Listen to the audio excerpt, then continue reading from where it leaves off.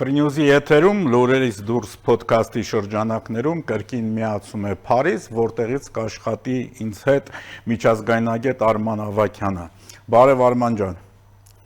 Ողջույն Գագիկ ջան, ինչպե՞ս ես։ Լավ, շնորհակալություն, դու։ Շատ լավ։ Արման ջան, առաջարկում եմ այսօր իհարկե մեր խոսակցության բուն նյութը հայաստանյան զարգացումներն են, բայց հայաստանյան զարգացումների մեջ կան նաև որոշակի սպեկուլյացիաներ այն պրոռուսական ուժերի կողմից ավելի շատ, որ ինչ եք ոգևորվել արևմուտքի վրա, հեսա Թրամփը կզբաղվի այնտեղ Կուբայով, հեսա Մակրոնը այնտեղ մնացել է Իրան ընդամենը մի քանի ամիս եւ այլն, հետո կգան աջակողմյան ուժերը ու Հայաստանի ոնց որ ասած են ընկերը կմոռանա իր ընկերությունը, հա։ Հիմա արի անդրադառնանք, արդյոք Ֆրանսիային տենց վտանգներ սպառնում են։ Դե հիբրիդային գրողներ են, չէ՞, հա խոսում ամեն տեղ են եւ բնականաբար եթե կարելի է թույլաtsնել բոլորի դերը եւ հնարավորինս չափ բարձրացնել Ռուսաստանի դերը, ամեն բան պետք է գործածել իրականում ինչ խոսք Ֆրանսիայի ընտրությունները բավականին կարևոր էին, այստեղ տեղական ինքնակառավարման մարմինների ընտրություններն էին, որը բացահայտեց համակարգի խորը փոփոխությունը։ Այսօր տեսնում ենք, որ ավանդական աճ եւ ձախ կուսակցությունները աստիճանաբար կորցնում են իրենց ազդեցությունը,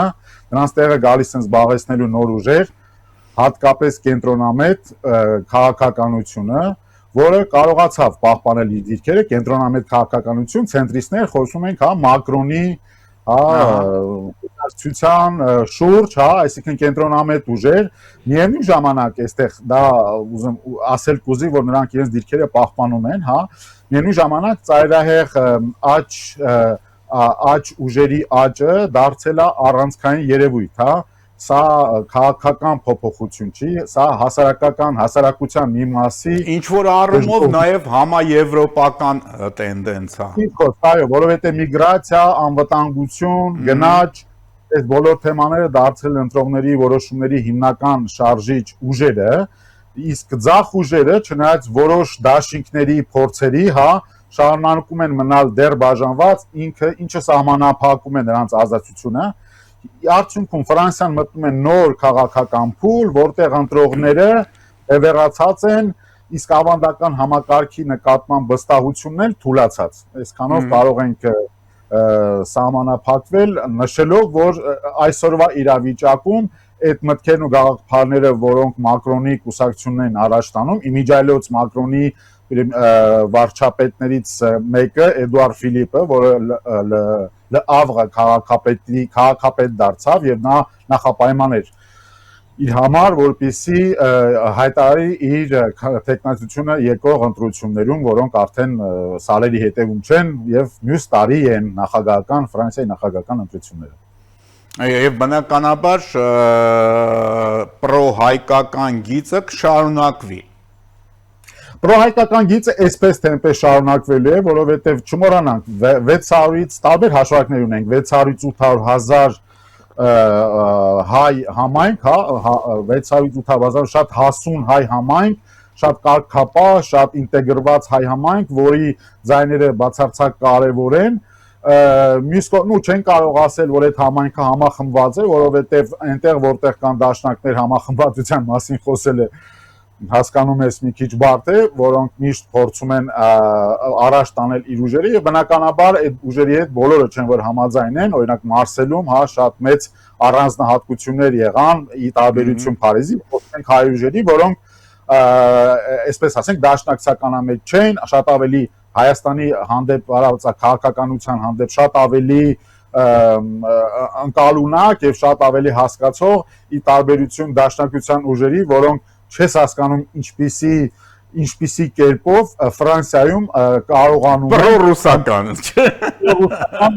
Այո, պրոռուսական ուժերը առաջ տանել, որից նաև օգտվում են, այսինքն, դες ինչ հետաքրքիր բան է, չէ՞, քաղաքականությունը, որից օգտվում են այն ուժերը, որոնք կարծում են, թե Ֆրանսիայի ուժերը թուլացել են այն պահից սկսած, երբ որ Թրամփը եկավ Հայաստան։ Եվ բնականաբար նրանք դառնում են գործիք։ Այսպես որ հիմա դաշնակցությունը գործիք է ինչպես գիտենք, նաև մեր հյուսիսային դաշնակցի ձեռքում եւ որը նոր չի որ սկսվել է, դա արդեն բավականին երկար պատմություն ունի, չհամեմատենք նրանց այդ դարակազմիկ այդ 100 տարեկան կուսակցության տարիքի 135 այո, բայց տասնամյակներով են նրանք պրոռուսական ուժեր եւ բնականաբար այսօր ավելի քան երբեք, երբ որ տեսնում ենք թե ինչպես մեր ավանդական դարձած վիշապի 3 գլուխներից մեկի կուսակցական հենքը, այս պարագայում Ռոբերտ Քոչարյանի կուսակցական հենքը հանդես է գալիս ով դաշնակցությունը։ Իհարկե, տես հետաքրքիր բան է, արդեն անդրադառնանք Հայաստանին, հետաքրքիր զարգացումներ են գնում, կարծես թե արդեն սկսվում է նկատվել Ռոբերտ Քոչարյան եւ Սերժ Սարգսյան, հա, այսպես բուրգերի ինչ որ անհամաձայնություն, եթե չասեմ բախում միմյանց հետ, այդ թվում նաև իհարկե ուժեղ կուսակցության հետ, հա, Սամվել Կարապետյանի կուսակցության հետ, իմիտացիա, եթե կարելի է այսպես ասել, տարբերությունների տենց մակերեսային իմիտացիա խաղալու այդ ծրագիրն է։ Բայց ամեն դեպքում գիտես ինչն է հետաքրքիր, այսինքն պրոռուսականության գլխավոր, այսպես ասած, ռուսների համար հասկանալի բառով եմ ասում, բալեշիկ Նարեկ Կարապետյանը, չէ, խոսում է թրիփի մասին, ամենայն լրջությամբ ասում է, որ թրիփը շատ կարևոր է Կովկասի, հարավային Կովկասի համար, Հայաստանի համար եւ թրիփում Միացյալ Նահանգների ներգրավվածությունը պետք է ավելի մեծացնել մակարդակը, այսինքն էլ խոսք չի գնում, որ թրիփը Հայաստանի համար վտանգավոր անդեղ Իրանը կարող է նեղանալ, հետո այդ թրիփը կարող է ծառայի թուրանական շահերին, սա խոսակցությունները բոլոր գնում են մի կողմի վրա, մեջտեղ գալիս է, որ թրիփը շատ լավ բան է, պետք է թրիփի նշանակությունը կամ մակարդակը ավելի ամերիկյան մասնակցությունը ավելի բարձրացնել։ Այս շատ հետաքրքիր տրանսֆորմացիա է, չէ՞։ Հետաքրքիր տրանսֆորմացիայի ֆոնին, որ այդ հայտարարությունները ի հայտ եկան այդ ռուսաստանցի օլիգարխի ընտանիքի անդամի, հա, այդ անձը, որը հավակնում է այդ փոխարինող ուժը լինել, մինչև նա անձնագիր փոխի, չփոխի, մի խոսքով, այդտեղ արդեն բոլորս հասկացանք ինչի պատմություն է, եւ այդ հարցազրույցը, որը տվել այդ կոնսերվատիվ այդ Նաուֆելի շատ հետաքրքիր հարցազրույց է նրանով, որ մի կողմից այդ կոնսերվատիվ ուժերին Թրամփին մոտիկ կարելի ասել որոշ չափով, հա, մի կրիպտո արժույթի, հա, շուկայում հայտնի մի մարդ, որը նաև ժուրնալիզմով է զբաղվում, բայց որը նաև շատ է սիրում գումար, հա, դա հայտնի է բոլորին եւ շատ հետաքրքիր ձևով այդ հարցազրույցի Տակեր Կարլսոնի արևով կարելի է երթվել։ Այո, չմոռանանք, որ այդ նույն անձը ինտերվյու է վերցրել Լավրովից, նույն անձը ինտերվյու է վերցրել Լուկաշենկոից, շատ հետաքրքիր ձևով այդ ամբողջը մեկը մյուսի այդ բանը, ռուսական մատրեշկայի պես հագնում են մեկը մյուսի մեջ եւ այդ հարցերն ու պատասխանները հասկանում ես, որտեղ դու գալիս ես եւ բողոքում ես քո երկրից, դա էլ մի քիչ ուղակի զազրելի, եթե կարելի ասել, ինչպես կարելի է բողոքել քո երկրից, բամբասել քո վարչապետից, ասելով, որ նա օրինակ պատկերացնում եք, նա ջազ է նվագում, պատկերացնում եք, ինչպիսի բան, ասենք Ամերիկայի Միացյալ Նահանգները չհիշեցնենք, այ նախագահներ կային գործիքների էին նվագում եւ դա Քլինտոնը հիշի Քլինտոնը սաքսոֆոն էր նվագում եւ շատ նվագում, այո։ Հա, եւ վերջո Պուտինն էլ այս դեպքում հաջողի մասին խոսել է մի քիչ շատ բան է։ Այն դաշնամուրի վրա տնկացնել է, չէ՞։ Դաշնամուրի վրա, հա, մատերը կպցնում էր, երաժշտությունը տակից գնում էր, մի խոսքով ուզեմ ասել, դա ներկայացնել որպես, գիտես, մեծ խնդիր, որովհետև այստեղ շատ հետաքրքիր է, ես թրիփը նշեցի, այստեղ ֆիքսեցինք, որ երբ որ խոսում ենք այդ մարդկանց հետ, որոնք հա այդ արևմտյան ուժերն են ներկայացում, շատ հանգիստ ձևով ասում ենք թրիփը շատ լավ է, մենք թրիփի մեջ ենք, այդտեղ այդ մարդը բնականաբար, քանի որ այդ հարց ու պատասխանների մեջ չկա ոչ մի անկանխատեսելի մի բան, որը կոչվում է ժուրնալիստիկա եւ իսկական ժուրնալիստիկա, որ այդտեղ հարցն են մի րոպե, բայց սա ռուսական օլիգարխի մասին է, չէ՞ խոսքը ձեր ընտանիքի։ Մեկ հարց այդ ուղղությամբ չկա։ Մի կողմից ասում ենք դա, բնականաբար, մյուս կողմից անդրադառնում ենք այնպիսի տարական խնդիրների, որը օրինակ որին անդրադարձավ մեր ասած վիշապի մյուս գլուխ Սերժ Սարգսյան, դա էլ մի գլուխ էլ նա է, բայց խոսենք Քոչարյանից, որը օրինակ իր վերջին այդ հարցազրույց է, ոդկաստ, էլ չգիտեմ, էլի երիտասարդ Երևանու մի նոր ձև է։ Ես օրինակ այդ հարցազրույց շատ կարևոր մի բան իմացա, ամենակարևոր բանը, որ այդ հարցազրույցից կարելի է իմանալ, դա այն էր, թե երբ է կարտոֆիլը եկել Հայաստան։ Ինչ լավ էր, որ վարչապետը կերավ կարտոֆիլ, եւ պարգևավճարով ինչքան կարտոֆիլ կարելի է գնել։ Այն պարգևավճարով եւ խոսել պարգևավճարներից եւ այդ արանքում մոռանալ, որ 200 միլիոն դոլարի դատական գործողություն կա, հայց կա եւ որի մասին բնականաբար ոչինչ չասվեց նաեւ թե այդ ծրագրերում, հա, որտեղ այնտեղ մի պա իր հարցազրույց վարողները կամ իր կուսակցական անդամ կանայք նաեւ բերում են նրան, թե մեր ծրագիրը որն է, որովհետև հակառակ կողմը վախեցնում է պատերազմով, այդպես էլ չլսեցինք այդ ծրագիրը որն է, չիմացանք, այդտեղ խոսեցին բամբասանքի լեվելի, հա, այդտեղ արտահայտություններ հնչեցին, դրա համար եմ ասում, ես ընդամենը քաղեցի մի օգտակար բան, եթե կարելի ասել, թե կարտոֆիլը, այն էլ կարելի էր այդ բանին հարցնել, հա, Google-ով կամ AI-ին հարցնել իրենց իրաց, ընդամենը դա ուզեմ ասել, այդ աղքատությունը, դիսկուրսի աղքատությունը բերում է նրան, որ եւ այդ անհամապատասխանությունը, հա, մի կողմից խոսես պարգևավճարներից, մոռանալով խոսեց քո գրփածը նստած այդ հյուրանոցում, որը պատկանում է քեզ, հա, եւ չգիտես ինչպես դու այդ ինչ աշխատավարձով ես դա կարողացել վաստակել կամ քո ընտանիքը, եւ մի խոսքով խոսել այդպես անպագորկոր արտահայտություններ անել եւ ընդհանրապես խոսել այն օրակարգով, որը ապահովում է իշխանությունը, որը սկսել է դե ֆակտո սկսել է իր ժողովրդի հետ իր խոսակցությունը ներկայանալով այնպիսին, ինչպիսին կա եւ արդեն որորդ անգամ խոսել եգիպտացորենից, դա արդեն ուղակի խոսում է իրենց դիսկուրսի աղքատության մասին եւ միևնույն ժամանակ թողարկել իրական նպատակները, որոնց մասին մենք հիմա խոսենք եւ դրանք այդ բացահայտելու գործով մենք պետք է շատ զգոն լինենք, բայց դու սխալվում ես, այստեղ կա շարունակականություն, չէ՞ որ նույն են պերաշկին կարտոֆիլով էր, այսինքն այդ թեման սկսել է արդեն ընդեղից, այ հաջորդը կարող է լինի նաեւ շարոցի կամ շուջուխի պարունակությունը, հա, այնտեղ պոպոքի թեմա կա, այնտեղ օշարակի թեմա կա,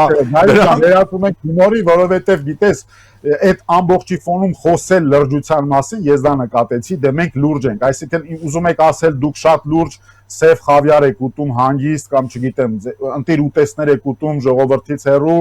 կամ չգիտեմ, ինչ-որ տենց լուրջ դուք լուրջ դեմքով, այսինքն դուք այն մարդիկ եք, որ դուք կարտոֆիլ չեք ուտում ժողովրդի առջև, ցույց չեք տալիս ձեր ատամները ուտելուց կամ չգիտեմ, ինչն է, ասենք դրա այդ կրիմինալը, հա։ Եթե դարապես այդ անկյանտակ խոսել, այդ նախընտրական կամպանիայում խոսել այդ անկյանտակ, ես համարում եմ, որ դա նախընտրական ծրագրի աղքատության մասին է խոսում կամ այդ ֆրացնելու կամ այդ շուստրության մասին, որի մասին մենք անընդհատ խոսում ենք, որովհետև այդ վիշապի այդ բոլոր գլուխները շուստրությամբ, հա, մերթ մեկը այդ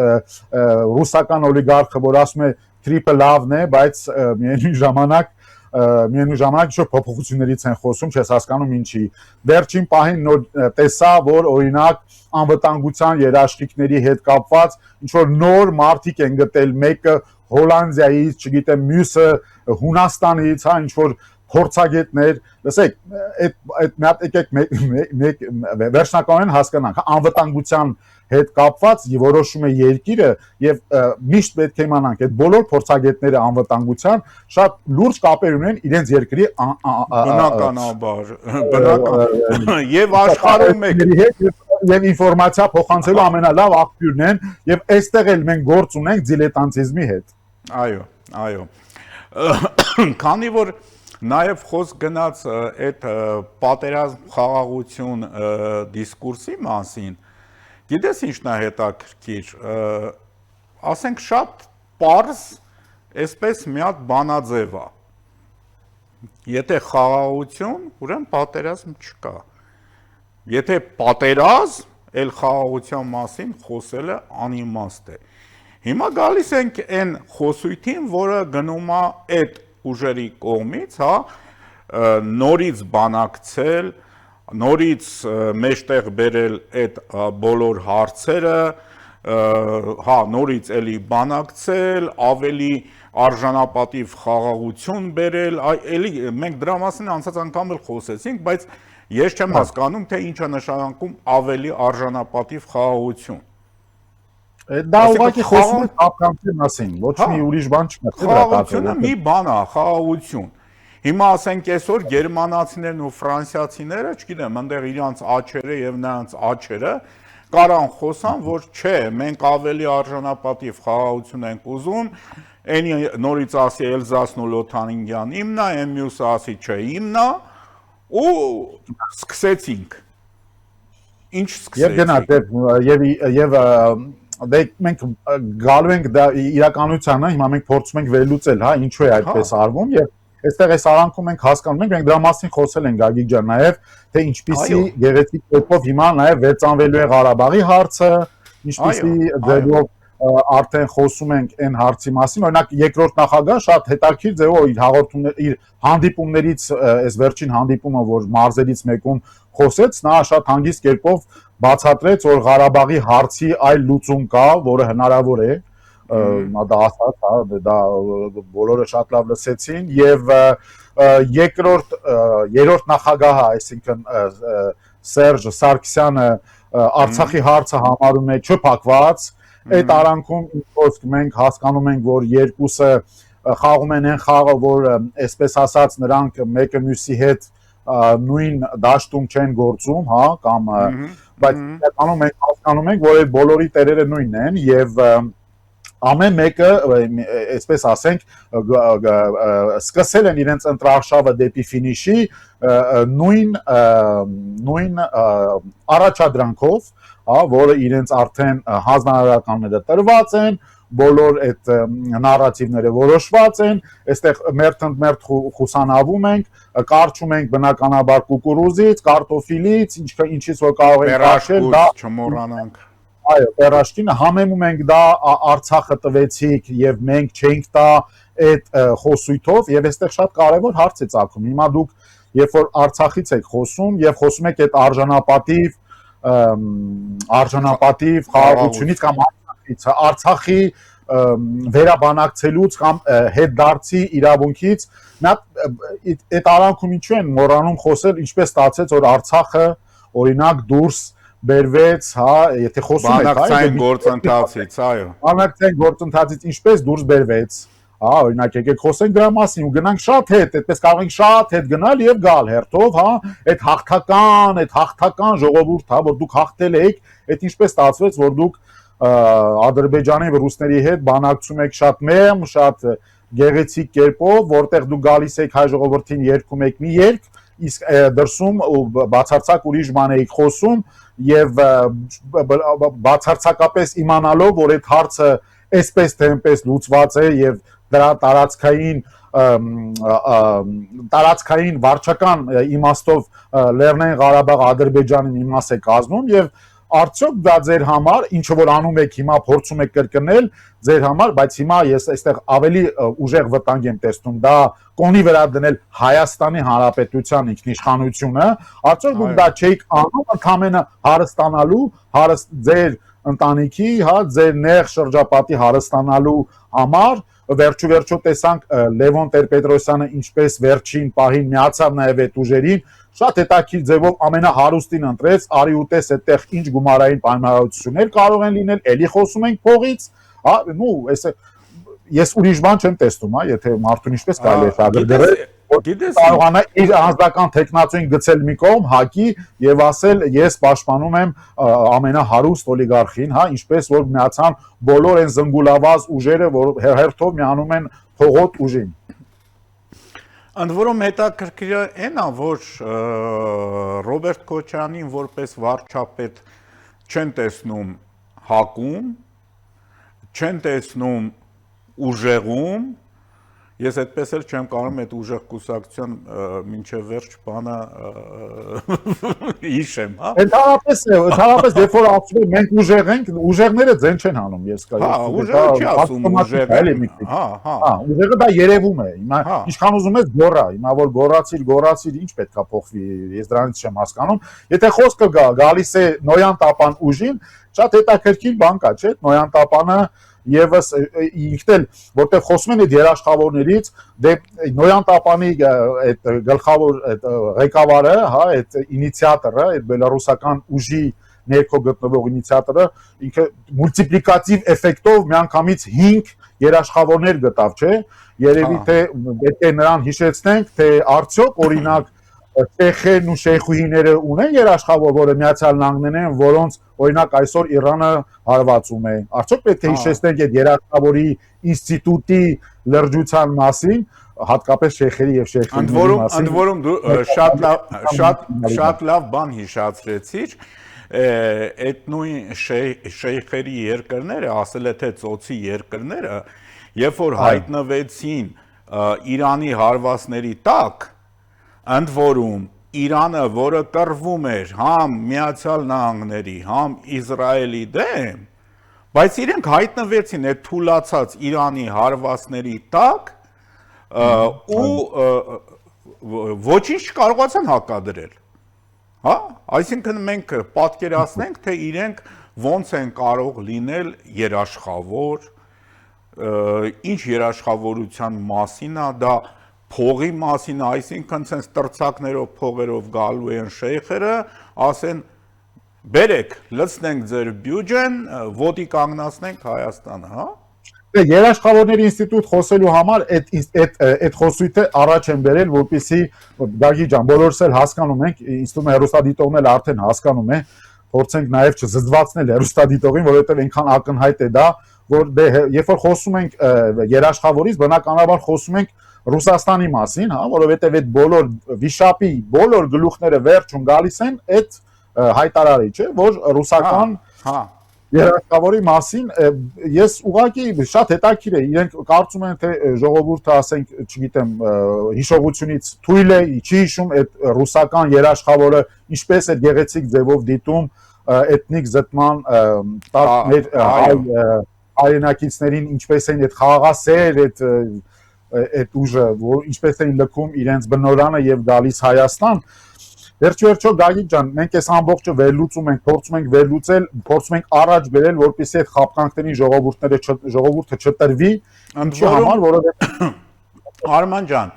ընդ որում կներես, դե մեր մոտ զրույց է, ժողովուրդը կնային, կմտածեն, թե մենք միմյանց անդադատում ենք, չէ, դե զրույց է, բայց քանի որ on-line է ինքը, հա, հեռավար զրույց է, բնականաբար ստացում անենց կամ տպավորություն անենց, որ մեկս մեկիս ընդհատում ենք, չէ, ուղղակի երկու մտահոգ մարդ, երբ ապագայով ուղղակի զրուցում են, սա podcast է, եւ հա, ուտես որ բառացիորեն մի քանի օր առաջ Պետդումայի է մտցվել Ռուսաստանի կառավարության նախաձեռնության մի նախագիծ, որը թույլ է տալիս երկրի ղեկավարին, այս պարագայում նախագահ Պուտինին, ռուսների շահերը պաշտպանելու համար զորք մտցնել ցանկացած երկիր։ Դա պատկերացնում է, նա իհարկե հետին թվով ապահովագրում է Պուտինին Ուկրաինայի վրա հարձակման առումով, բայց միաժամանակ նաև նախադրյալներ է ստեղծում, որ անհրաժեշտության դեպքում դե իհարկե նախկին խորհրդային որ երկրում չես գտնի մի քանի հազար ռուս կամ ռուսախոս։ Եվ դա հայտնի մեթոդ է, որը սկսվել է Հիտլերի որը գործեց Լեհաստանի դեմ եւ հիշում եք, ինչպես հացրեցին այդ շորերը ասելու համար, որ մի խոսքով հա գերմանացիներին նեղում են գերմանացիներին նեղում են, այդ ամբողջը սարքեցին, որպեսզի մտնեն եւ ասեն մեզ նեղում են, դե նույն բանը շարունակվեց, այդ ամբողջը հասկանում ենք, շատ վտանգավոր բանի մասին ենք խոսում, Գագիկ ջան, դա ակտիվով, որովհետև այդ վտանգավոր խոսելը մի բան է, երբ որ մենք խոսում ենք արդեն օրենքի նախագծի մասին, այսինքն դա ամրապնդվում է օրենքով, ինչպես օրինակ ամրապնդվել է օրենքով պատերազմի դեմ խոսելը կամ տեսնում եք, քանի մարդիկ են այսօր նստած կամ ինչպես են այդ ամբողջը գալիս ասելու ինչ որ ընդհանուր առմամբ այստեղ մեր երբ որ մենք խոսում ենք վտանգներից, երբ որ խոսում ենք այդ պատերազմի վտանգից, ես օրինակ երբ որ ասում եմ պատերազմ է լինելու, չէ, դա ինչ խոսք, դա կարող ենք ասել քաղաքական մի հայտարարություն է վարչապետի կողմից արված, որը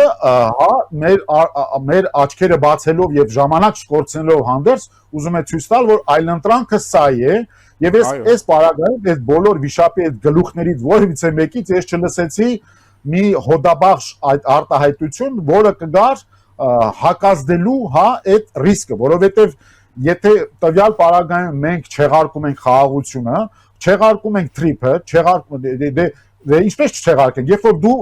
հարցականի տակ ես դնում, ասել կուզի չեղարկել ես, անցանք, դա հասկացանք, եւ վերջի վերջում ժողովուրդը ինչ պետք է հասկանա, որ այսօր մենք ինչի հետ գործ ունենք, մի կողմից վախեցնել ժողովրդին ասելով, որ ահա տեսեք աշխարհակաղակական իրավիճակում կա ստաբիլություն, որը մենք ունենք, տարիներ շարունակ այդ ստաբիլությունը բերում եմ ես, հա, այդ վիշապի գլուխներից այն մեկը են, որ 10 տարիները համարում է, որ բանն էր մեզ մոտ, հա, այս հանգի տարիներն էր, այո։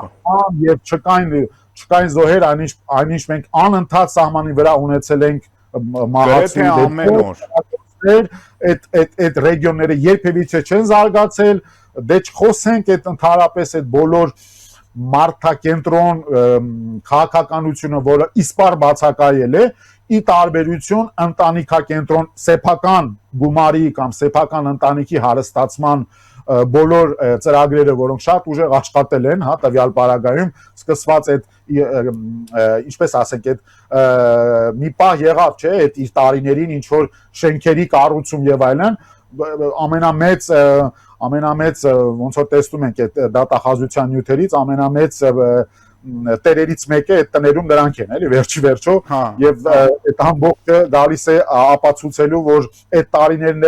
ոչ մի կերպ չեն կարող համարվել ժողովրդի համար լավ տարիներ, բայց ի հակառակը դրան Ռուսաստանի համար, որովհետեւ այդտեղ էր, որ մենք տվեցինք մեր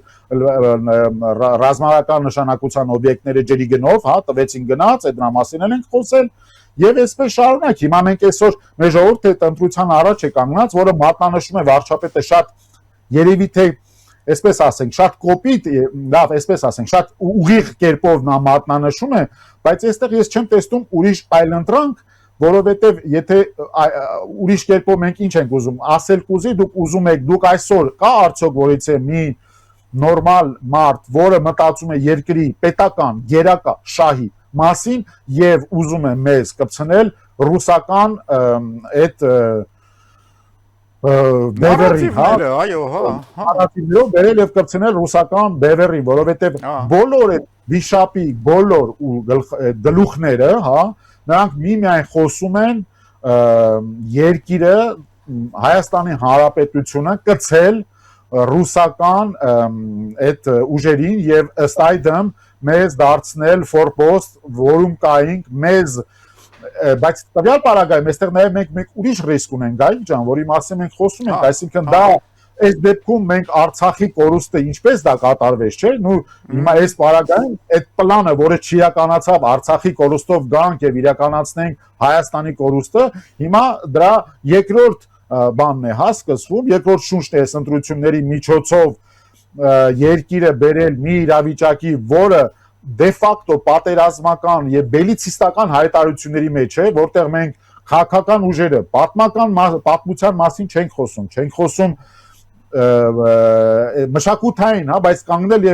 եւ խոսել անընդհատ, որ Արարատը մերն է եւ դա պնդել, հասկանում ես, դե անընդհատ ի հակազդություն դնել այդ հայրենասիրական ճառերը, ի հակազդություն դնել ներկա իշխանության, ասելով, որ սրանք թուրքամետ ուժեր են, այնինչ այս ուժերը ընդամենը իրենց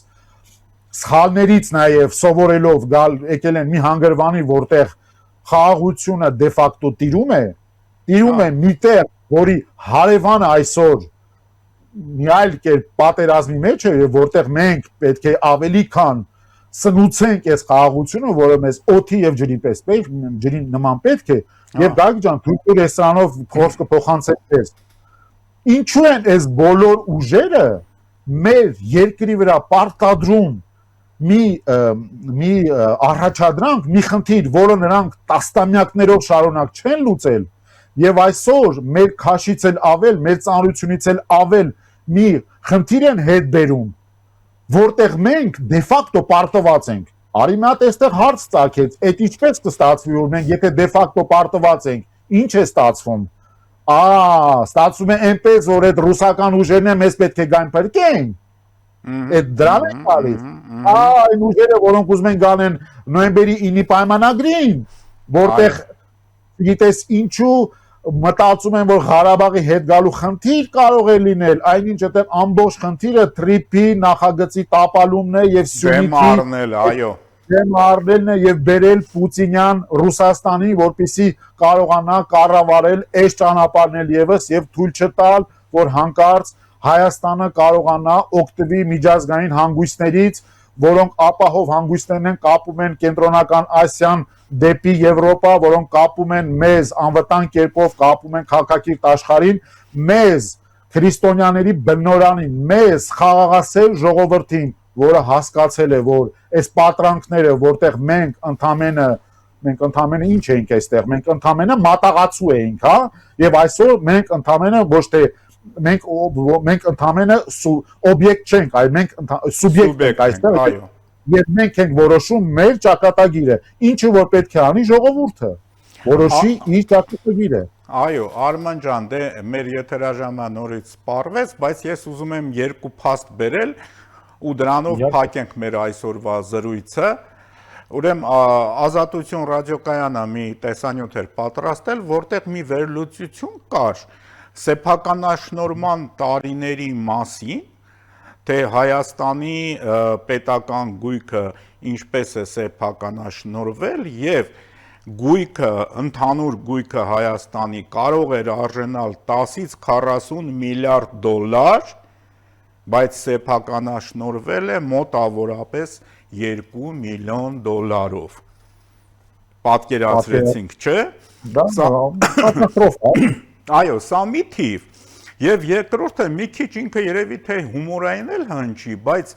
այս քանի օր անդադ Facebook-ով ես տեսնում եմ մի հարցապնդում պակիստանցի մի ազգի ներկայացուցչի կողմից, ցեղի ներկայացուցչի, որը հաշվում է մոտավորապես 700,000 մարդ, այսինքն այդ ցեղը իրենք են բում պակիստանցիները չեն, նրանցից տարբերվում են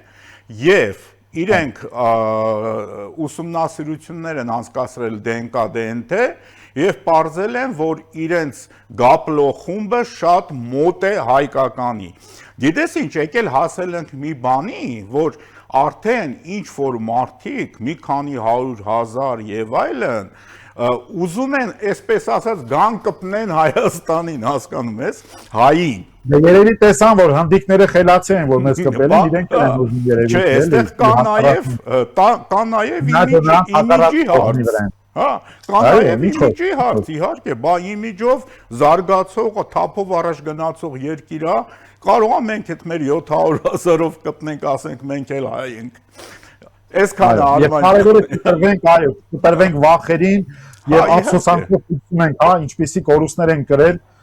եւ ինչպիսի խապկանքներով եւ այդ մարդկանցով ենք շրջապատված եղել եւ այդ սխալը այլևս մենք իրավունք չունենք ըստիս թույլ տալու։ Վերջ։ Եվ շնորհակալություն Արման ջան։ Ես եմ շնորհակալ։ Վերջում հիշեցնեմ, որ Երևան-Փարիզ ձևաչափով զրուցում ենք միջազգայնագետ Արման Ավագյանի հետ, ամենայն բարիք եւ լավ է լինելու։